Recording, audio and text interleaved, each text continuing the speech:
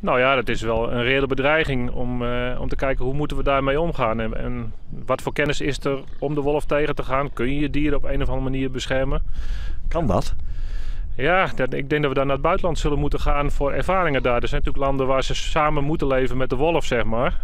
Dus er zullen wel manieren zijn. Maar ja, wij zijn natuurlijk een heel klein landje met heel veel agrarische dieren. In de natuur of in weides. Dus dat is wel denk ik een soort lui lekker land voor de wolf. Heeft LTO een soort van brandbrief afgescheiden naar de provincie? Zei ja, we moeten hier wel alert op zijn. We moeten misschien wel toestemming geven om de wolf af te schieten. Dat klinkt als een hele serieuze bedreiging. Afschieten zou misschien een tijdelijke noodmaatregel kunnen zijn.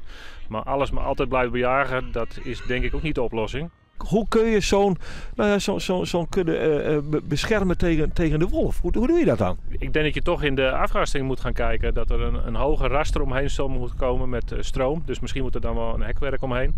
En dan stroom eromheen. En dan is het denk ik meer afdoende.